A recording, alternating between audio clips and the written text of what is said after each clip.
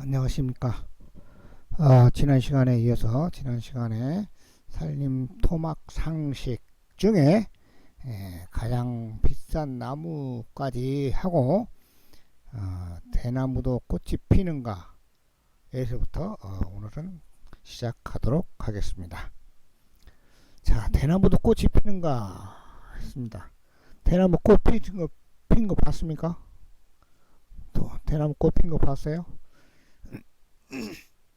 옛날부터 대나무는 꽃 피면 죽는다라고 그런 얘기도 했고요. 대나무는 석 달 열을 가물면 대나무가 꽃이 핀다라는 얘기도 있습니다. 자, 그 말도 다 일리는 있습니다. 두 가지 다. 그래서 대나무에 꽃이 피는 것을 개화병이라고 합니다. 개화병. 자, 꽃이 피는데 병이에요. 꽃이 피는데 병. 꽃이 피는 병이다.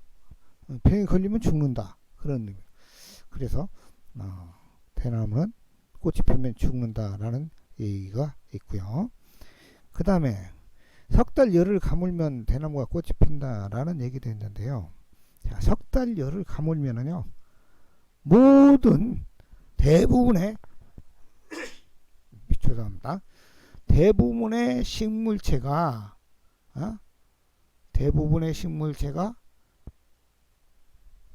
석 달 열을 가물면 잘 살 수 있겠습니까? 그만큼 굉장히 살기가 어렵다는 거죠. 살기 어렵다는 거예요. 그러면 죽는다는 거죠. 그럼 죽기 전에 꽃이 핀다는 거죠. 꽃이 핀다는 것은 종자를 맺는다는 거죠. 꽃이 피면 종자를 맺는 거잖아요. 종자를 맺는다는 것은 또 뭡니까? 종족을 보존한다는 거죠. 그래서 대나무가 석 달 열을 감아갖고 자신이 죽게 생겼으니까 종족 보존을 위해서 꽃이 피어가지고 열매를 남긴다. 그 열매는 언젠가 땅에 떨어져가지고 싹이 트면 다시 대나무가 되겠죠.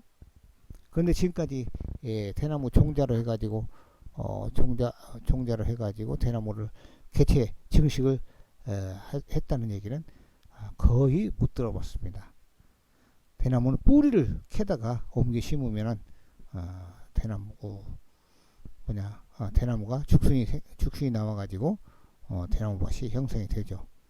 예, 대나무를 또 캘 때는 뿌리를 자를 수밖에 없죠. 대나무 지상에 있는 대나무 한 몇 개 그런 캐다가 옮겨 심으면 그 뿌리가 이렇게 활착을 하고 그 뿌리가 또 번식하면 확장해 나가면서 거기에서 새로운 죽순이 발생을 해가지고 대나무밭이 조성이 되게 되죠. 이같이 대나무도 꽃은 핍니다. 근데 대나무가 일생을 살면서 꽃이 피지 않는 경우가 대부분입니다. 대부분입니다만은 그래도 꽃이 피는 경우가 있더라. 자, 환경 조건과 종자 결실과 관계 넘어가기 전에 그러면 제가 대나무 꽃을 한번 보여드리겠습니다.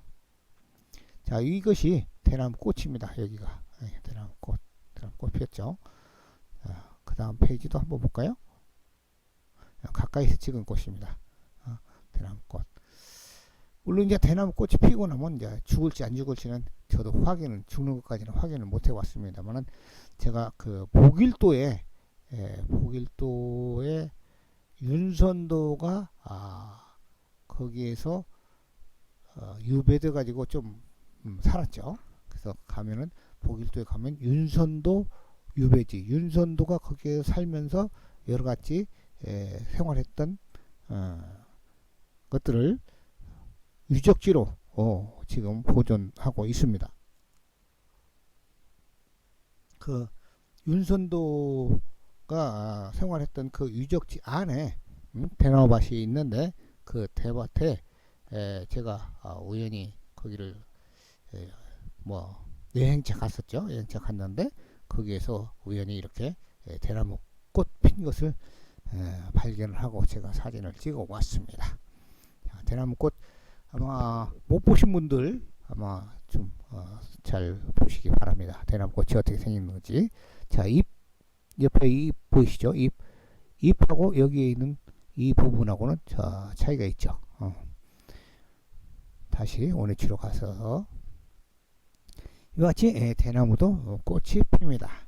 근데 대나무는 환경 조건이 안 좋았을 때 그 대나무가 그 스스로가 살기 어려울 때 이렇게 꽃이 핀다. 꽃이 핀다는 것은 종족 본존을 위해서 조물주가 종족 보존을 위해서 종자를 맺게 하기 위해서 이렇게 꽃이 핀다라고 생각하시면 되겠습니다. 그 다음에 토막상식 마지막으로 환경 조건과 종자 결실과의 관계를 한번 봅시다요. 자, 환경 조건이 좋으면은 종자 결실이 좋겠죠. 그럼 환경 조건이 안 좋으면은 종자 결실이 안 좋겠죠. 그렇게 생각하시겠죠. 그런데 종자 결실에서 종자를 많이 맺는 것하고 종자의 충실도가 좋냐 안 좋냐하고는 차이가 있습니다. 종자를 많이 맺는 경우는 종자 충실도하고 차이가 좀 있죠. 여러분들 과수원에서 보시면은 특히 혹간이죠. 혹간에 복숭아 과수원에서 보면은 아침에 봄에 복숭아가 조그마하게 열릴 때 너무나 많이 열리니까 속간이죠. 많이 열린 것을 갖다가 그 속간엔 경우 나머지 있는 떨어져 남겨놓은 복숭아는 상당히 크죠. 그러면 그 남겨진 복숭아가 상당히 크다는 것은 충실도가 좋다는 거죠. 근데 종자가 많이 달렸다는 것하고 종자가 충실하다는 것하고 좀 차이가 있다는 거죠. 그래서 환경 조건이 안 좋으면은 종자는 많이 달립니다. 많이 달려요. 그러나 충실도는 떨어질 수밖에 없죠. 우리 인간도 마찬가지일 수도 있겠습니다.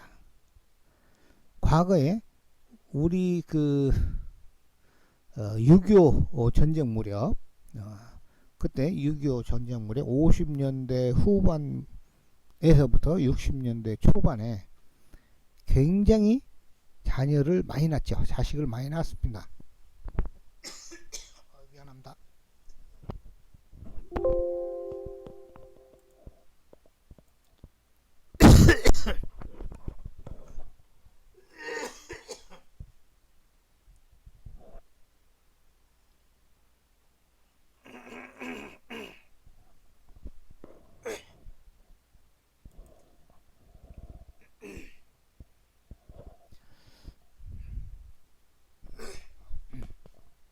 미안합니다.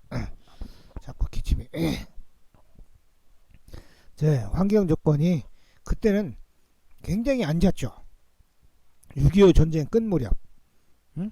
그때는 자식들이 하나둘 낳았을 때 죽을 확률이 높았죠. 특히 남자들 같은 경우는 전쟁터에 끌려가기도 하고 또 창원에서 가가지고 전쟁터에서 엄청나게 많은 우리 남자들이 많이 죽었죠. 국민들이. 그래서 전쟁이 끝난 뒤에도 혹시 또 전쟁이 날까봐 혹시 또 그 군인에 가서 죽을까봐 이런 생각을 가지고 많이 나왔죠. 환경 조건이 안 좋으니까 많이 났단 말이야. 물론 또 전쟁뿐만 아니라 그 당시에는 먹고 살기도 굉장히 힘들었죠. 먹고 살기. 쌀이 부족해 가지고 항상 배고픔을 느끼고 살았죠. 그 1950년대 물론 제가 1950년대 말에 태어났습니다만은 60년대 70년대까지도 집에 온전히 지금과 같이 쌀밥을 먹는 경우가 별로 없었습니다. 아주 부자도 또 지금과 같이 아주 100% 백미로 쌀밥을 먹는 경우가 극히 드물었습니다. 쌀 뿐만 아니라 밥뿐만 아니라 뭐 간식도 뭐 이런 얘기가 있죠. 옛날에는 요즘 젊은이들한테 이런 얘기를 하면은 옛날에는 쌀이 없어서 밥을 못 지어가지고 밥을 많이 굶고 살았다.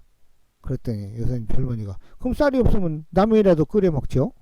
그런 답변을 했다고 그런 얘기를 합니다. 뭐 라면도요. 라면이 생산되기 시작한 지가 50년 전? 모르겠습니다. 1970년대나 생겼을 거예요. 70년대나 생겼어요. 그때. 여튼 이같이 먹을 것이 부족했고 또 의료 시설도 안 좋아가지고 태어나가지고 많이 죽기도 하고 이같이 죽을 수 있는 확률이 높기 때문에 많이 나와야 그 중에 죽지 않고 생존해가지고 또 후손을 생산할 수 있는 조건이 되기 때문에 많이 돼야 된다. 그래서 애기들을 많이 낳았죠. 그러다 보니까 베이비 붐 시대라고 하죠. 그때 1950년대 후반부터 1960년대 전반까지 애기들을 많이 낳기 때문에 베이비 부머들이라고 합니다. 그래서 그때는 굉장히 애들을 많이 낳죠. 보통 뭐 5명은 뭐 기본이고 많은 경우 뭐 10명 이상도 낳았다고 나온 경우도 있습니다. 그 환경 조건이 안 좋은데도 그렇게 많이 나왔죠. 그런데 못 먹고 못 살고 못 먹고 하여튼 의료시설 안 좋고 또 전쟁터에 죽고 하다 보니까 많이 나왔는데 그런데도 불구하고 많이 안 죽고 생각보다 많이 안 죽고 생존하다 보니까 인구가 급속도로 늘어나는 거죠. 급속도로. 그래서 이제 1980년대는 또 산화제한 아기를 못 낳게 했죠. 하나 낳으면 좋아하고 최소한도 둘만 낳아라. 셋 낳으면은 불이익을 줬어요. 오히려. 그래서 세 번째 아기를 태어나면은 의료보험 처리가 안 됐습니다. 우리 집 막둥이가 세 번째 아이인데요. 세 번째 아이가 막둥이가 92년도에 태어났는데 의료보험 혜택을 받지 못했어요. 태어날 때. 이와 같이 시대가 많이 변하죠. 근데 이제 지금 현재에 와서는 많이 나라고 하잖아. 많이 나면 혜택을 많이 준다고. 그렇게 시대가 많이 변하고 있죠. 그래서 우리 인생을 살면서 우리나라에서 인생을 살면서 백일잔치, 돌잔치, 그 다음에 환갑잔치 이 세 가지의 잔치가 있었습니다. 과거에는요. 세 가지게. 지금도 이제 있기는 있습니다만은 특히 환갑잔치 하는 경우는 거의 없죠. 거의 없어요. 하면은 이제 칠순잔치 한다든가 또는 팔순잔치, 칠순잔치도 건너뛰고 팔순잔치 하는 경우가 있고요. 그건 뭐냐? 잔치를 한다는 것은 백일잔치 한다는 것은 과거에 그때까지 사라져서 축하해주는 의미로 잔치를 해주는 겁니다. 100일 동안. 이게 100일 안에 아기가 태어나서 100일 안에 많이 죽어갔다는 거죠. 그 다음에 돌도 마찬가지입니다. 1년 지난 뒤에 돌잔치를 하는데 태어난 지 돌잔치도 1년 동안 죽지 않고 살아남아서 축하해 준다고. 그 1년 안에 많이 죽어갔다는 것이고요. 그 다음에 환갑잔치, 회갑잔치도 하고 회갑잔치라고도 하고요. 만 60세 됐을 때 회갑잔치를 하는데요. 회갑잔치도 그때 만 60세까지 살아있어서 축하한다는 겁니다. 그래서 과거에는 50년대 60년대만 하더라도 100일 안에 돌 안에 휘감 안에 죽는 경우가 그렇게 많았다는 거죠. 그만큼 환경 조건이 안 좋다는 거죠. 안 좋았다는 거죠. 그래서 잔치를 해주었는데 지금 어떻습니까? 100일 잔치 거의 않잖아요. 돌잔치는 그때까지 사라져서 축하해 준다는 의미로 돌잔치를 하는 것이 아니라 지금은 가족의 행복을 주었기 때문에 돌잔치를 해주는 거죠. 물론 그때도 이제 살아있어서 가족의 행복을 줬겠지만 지금은 과거의 그때와의 의미는 다르다고 생각이 듭니다. 또한 지금 회갑잔치 않는 이유는 지금 회갑 전에 죽는 사람이 그렇게 많지 않다. 없다는 거죠. 그렇게 많이 없다는 거죠. 그래서 지금은 남자건 여자건 평균 수명이 80이 넘었으니까요. 과거 50년대, 60년대, 70년대가에 비해서 거의 20, 30년이 수명이 늘어났다는 거죠. 지금 장례식장 가봐도 90살 넘어서 돌아가신 분들이 많죠. 70대에 돌아가신 분 보면은 좀 안 됐다, 슬프다, 너무나 빨리 갔다, 이런 생각을 하게 되죠. 그래서 환경 조건이 안 좋았을 때 많이 났다.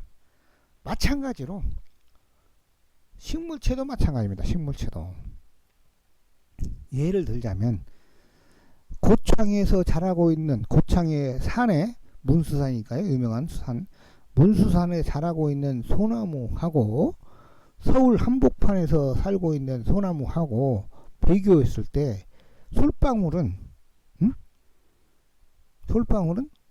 어디치가 많이 달립니까? 서울에서 살고 있는 소나무가 솔방울은 훨씬 많이 달립니다. 왜? 서울이 문수산보다 환경 조건이 안 좋잖아요. 살아가는 데 있어서 소나무가 살아가는 데 있어서. 그러나 솔방울을 까보면은 그 안에 있는 솔씨는 종자는 서울에서 자라고 있는 소나무의 종자에 비해서 문수산에서 자라고 있는 소나무 종자가 훨씬 충실하다는 거죠. 크고 충실하다는 거죠. 그러면 그 충실한 종자하고 충실하지 못한 종자하고 같이 파종을 했을 때 어떤 것이 잘 자랍니까? 어떤 것이 묘목이 충실합니까? 종자가 충실하고 튼실해야만이 묘목도 잘 자라고 튼실하게 생장하는 것이죠. 그래서 사람도 마찬가지로 50년대 60년대에 태어났던 우리나라 국민들이 지금 현재 어린이들 청장년층에 비해서 훨씬 작았죠. 충실하지를 못했다는 거죠. 그만큼 생장이 더 됐다는 거죠. 왜? 영양 공급이 충분히 되지 못했기 때문에. 소나무 같은 경우도 그렇습니다. 서울에 사는 소나무는 오염에 찌들었죠. 충분히 영양 공급도 제대로 안 됐죠. 수분, 햇빛, 영양 공급 충분히 안 됐기 때문에 문수산에서 독립적으로 자라고 있는 소나무는 햇빛도 충분히 받고 영양 공급도 충분히 또는 수분도 충분히 공급이 됐기 때문에 충실하다 이 말이죠. 그래서 서울에 사는 소나무는 종족 보존의 본능 때문에 많이 종자가 달려야 돼. 그래갖고 종자가 씨앗이 많이 맺어야 된다 이 말이죠. 왜? 종족 보존을 해야 되기 때문에. 그래서 서울에서 자라고 있는 소나무가 솔방울은 많이 달리는데 종자, 솔씨의 충실도는 떨어진다 이 말입니다. 이같이 환경 조건과 종자 결실과의 관계는 이러한 관계를 가지고 있다 라고 아시면 되겠습니다. 자, 그럼 그럼 다음 페이지는 대나무의 개화병을 본 것이고요. 대나무 꽃을 본 것이고,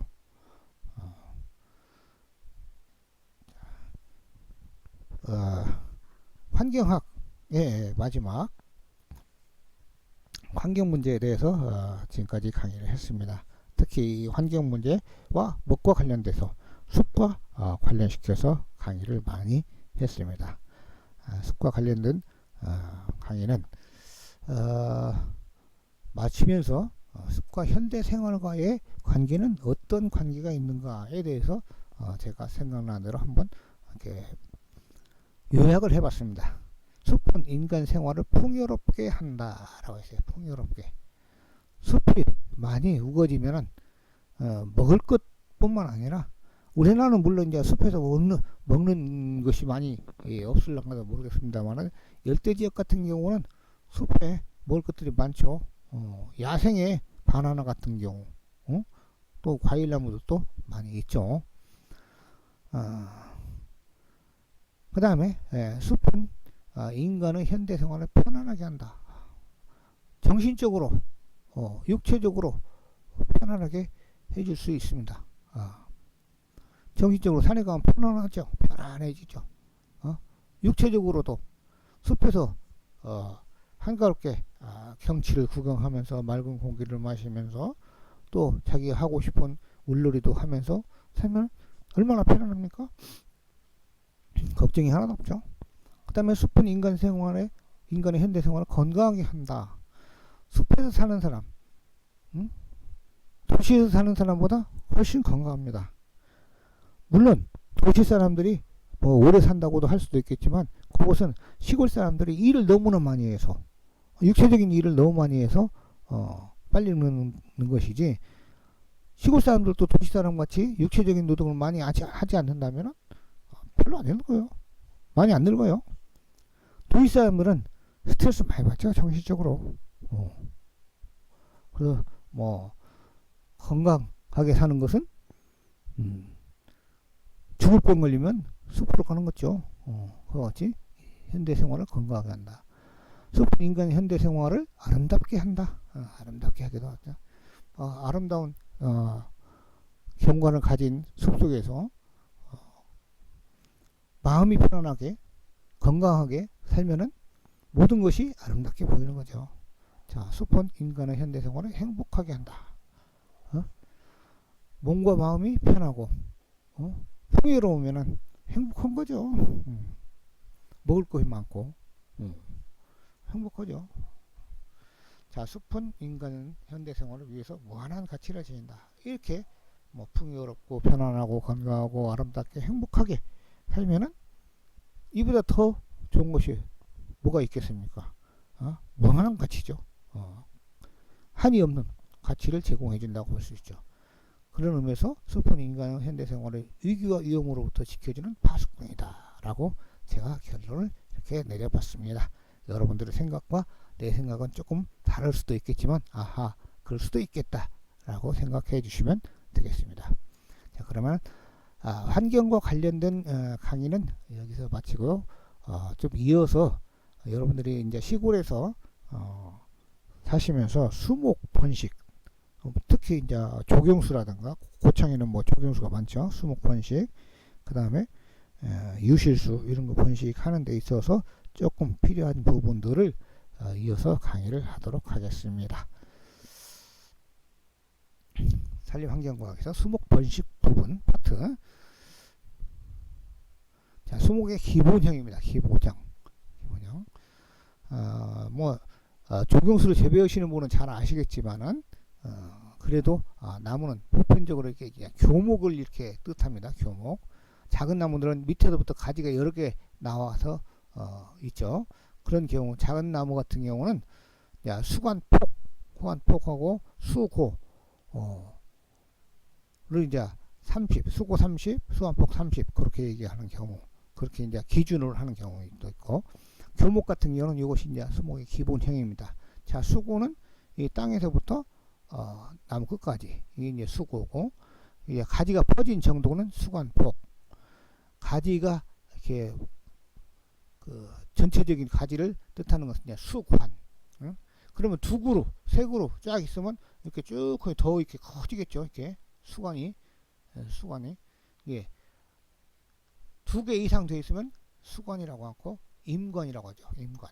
그러면 이제 여기서부터 여기까지 쭉 하니 나무가 군데 서 있고 많이 퍼져 있다면 이것은 이제 수관폭이 아니라 임관폭 그렇게 얘기도 하죠.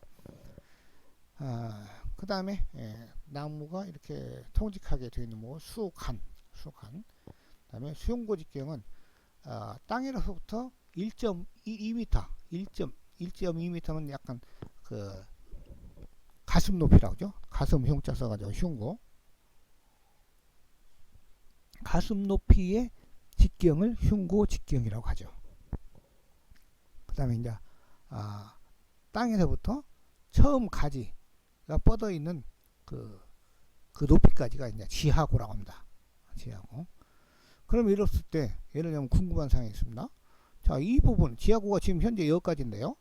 이 부분에 나무 가지가 이렇게 쭉 나왔다. 그러면 지하고를 여기서 여기까지가 지하고라고 합니까? 물론 지하고라고 할 수도 있죠. 근데 요것들은 이 가지는 가지로서 역할을 하지 못하고 제거를 해야 됩니다. 제거 하기 때문에 지하고는 여기서부터 여기까지라고 말할 수가 있죠.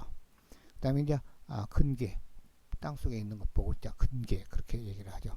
이게 바로 이제 수목의 기본형이라고 볼 수가 있겠습니다. 자, 그 다음 페이지는 번식에 대해서 또 설명을 하도록 하겠습니다. 정원수의 번식은 크게 유성번식과 무성번식으로 구분을 합니다. 유성번식과 무성번식으로 구분을 하는데, 유성번식은 종자번식을 유성번식이라고 합니다. 종자번식은 종자로 번식하는 것. 그러면 왜 종자번식이 유성번식이냐? 이것은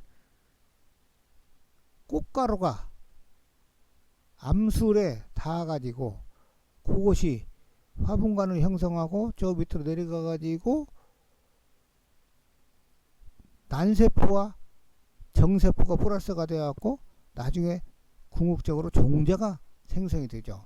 그러면 꽃가루는 수컷이고요. 수컷. 그 다음에 난세포는 암컷이죠. 이게 수컷과 암컷이 플러스가 된 거죠. 그것이 이제 유성이다. 유성. 성이 양쪽에 두 가지 성, 그 암컷과 수컷이 플러스가 돼가지고 번식시키는 것이 이제 유성번식이죠. 그래서 수분수와 화분수가 있다. 화분수는 수컷, 수분수는 암컷. 나무 종류도 아주 여러 가지가 있죠. 주로 이제 대부분이 꽃과 꽃가루가 같이 형성이 돼 가지고 한 나무에서도 유성 번식이 가능하지만은 어떤 경우는 나무 한 그루를 가지고 나무 한 그루에서 암컷과 수컷이 같이 있는 경우가 없는 경우도 있습니다. 없는 경우도. 이것이 이제 자웅이주라고 하는데요. 암나무와 순나무가 개체가 다르다는 거죠. 그래서 암나무, 순나무 따로따로 있는 것 보고 자웅이주라고 하죠. 대표적인 사례가 은행나무죠. 은행나무.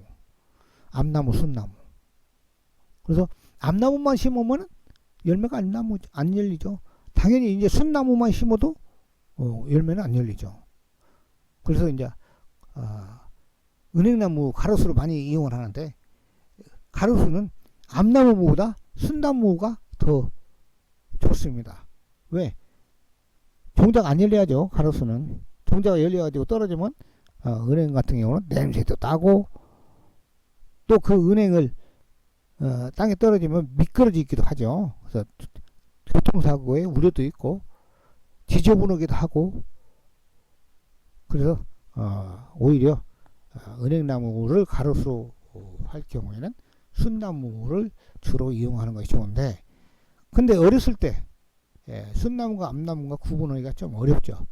그래서 그냥 갖다 심다 보면은 암나무도 심어지고 순나무도 심어지는 경우가 대부분이죠.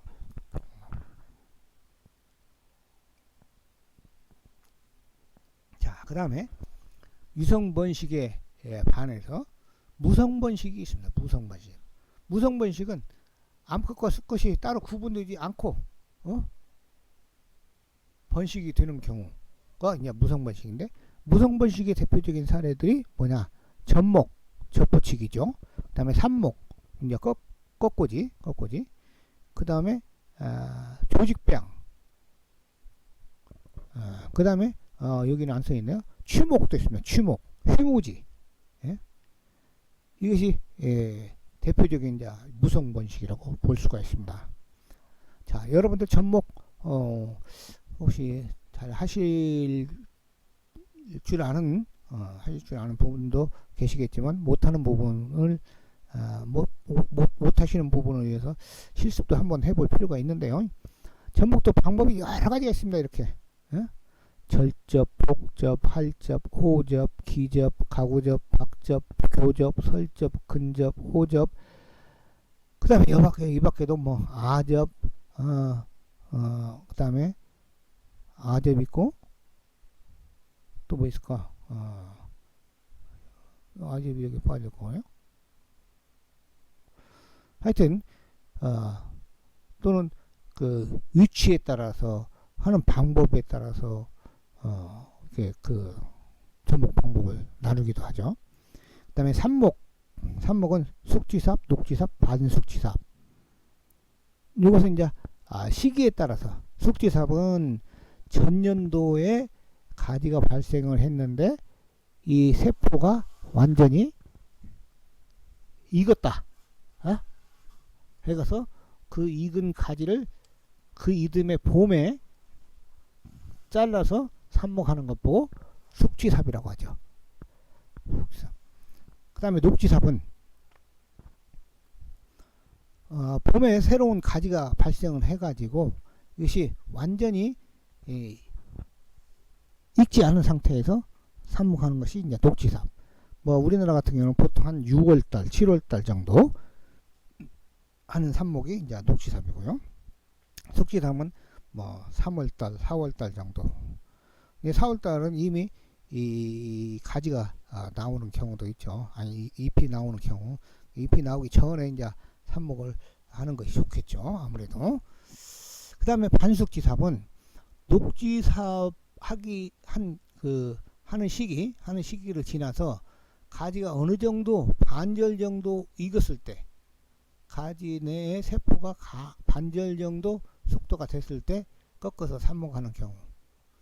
그래서 대부분이 우리가 이제 숙지삽을 하고 있습니다만은 녹지삽을 하는 경우도 있습니다. 저기 그 메타세콰이라든가 나고송 같은 경우는 오히려 숙지삽보다는 녹지삽이 잘 되는 경우도 있고요. 자, 반숙지삽은 8월달경에 8, 9월에 삽목하는 경우가 이제 반숙지삽이라고 볼 수가 있는데, 반숙지삽은 철쭉 삽목을 주로 이제 반숙지삽을 합니다. 철쭉 8월 말경에 하기도 하죠. 반숙지삽. 이것이 이제 숙도에서 가지의 숙도에 따라서 삽목하는 것이고, 그 다음에 지삽, 근삽, 엽삽, 여바삽 그러죠. 위치에 따라서 어떤 위치를 잘라서 삽목하냐. 보통 우리가 이제 지삽을 많이 해요. 가지를 잘라서 삽목하는 경우. 그 다음에 근삽은 뿌리를 잘라서 삽목하는 경우. 엽삽은 잎을 따가지고 삽목하는 경우. 여바삽은 잎에다가 눈까지 같이 따가지고 삽목하는 경우. 여바삽이라고 하죠. 지삽은 우리가 일반적으로 많이 사용하는 것이 이제 지삽이고요. 잘 아시겠지만. 그 다음에 근삽은, 지삽은 잘 안 되는데 뿌리를 잘라 가지고 삽목하면 잘 되는 경우도 있습니다. 예를 들자면 저기 두릅나무나 또는 오동나무나 이런 경우는 지삽보다는 오히려 근삽을 하는 경우도 있죠. 자, 엽삽이나 여바삽은 주로 상록 활엽수에서 많이 적용을 합니다. 상록 활엽수에서. 근데 엽삽은 성공 확률이 굉장히 적고요. 확률이 적고, 보통 이제 여바삽, 옆선만 하면은 이파리만 따가지고 삽목하면 잘 안 되기 때문에 거기에 이제 눈까지 같이 따가지고 삽목을 하는 경우가 있죠. 옆삽에 비해서 여바삽은 약간 성공률이 좀 높다고 볼 수도 있겠죠. 그 다음에 취목이 있는데요. 취목은 우리말로 하면 휴무지라고 하죠. 휴무지. 이미 잘 자라고 있는 가지나 뭐 밑에서부터 올라온 가지나 옆에 있는 가지를 갖다가 너무 휘어서 땅에다가 묻으면 땅에 묻혀 있는 부분에서 뿌리가 발생을 하죠. 그 뿌리가 발생하면 여기 기존에 원래 본체에서 나온 가지 그 부분을 잘라 가지고 이런 새로운 하나의 개체가 형성이 되는 경우가 있죠. 그래서 취목은 석류나무 같은 경우가 이제 취목으로 하는 경우도 있죠. 그리고 이제 공중취목이 있는데, 공중취목은 가지 굵은 적당한 가지에다가 굵기가 적당한 가지에다가 껍질을 환상박피를 해가지고 삥 둘러서 껍질을 벗기고 그 대신에 밑에서부터 올라오는 수분은 올라갈 수 있을 만큼 목질부는 크게 상처를 내지 않고 그래가지고 환상박피를 한두 또는 부분적으로 조금 이제 수풀을 남겨놓는 경우도 있죠. 이렇게 해가지고 거기에다가 환상박피한 부분에다가 보습제를 이끼 같은 보습제를 싸가지고 비닐로 밀봉시켜 놓으면 그 보습제가 있기 때문에 그 환상박피한 부분에서 뿌리가 발생을 하죠. 뿌리가 발생을 하면 그 밑에 부분을 잘라서 새로운 개체를 발생을 시키기도 하죠. 그 다음에 마지막으로 이제 무성번식의 조직배양도 그 무성번식의 일종인데요. 식물체의 조직 어느 한 부분을 따가지고 그 부분을 영양액에다가 넣어가지고 거기로부터 뿌리와 잎을 발생시켜가지고 새로운 개체를 생산하는 경우. 특히 이제 조직배양 같은 경우는 잠깐만요.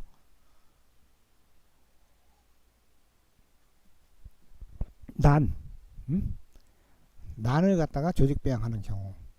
그 다음에 뭐 산삼도 배양한다고 하죠. 이제 산삼은 새로운 개체를 생성하기보다는 이제 산삼을 갖다가 조직배양하면 그 조직이 커지죠. 켈루스가 생성이 되죠.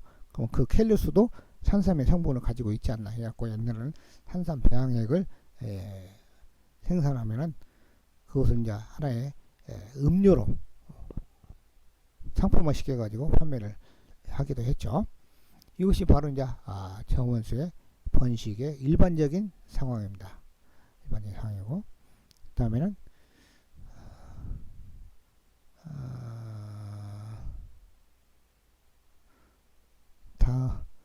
그 다음에 이제 다음 페이지로 넘어갈까요? 자, 특용수의 번식. 특별히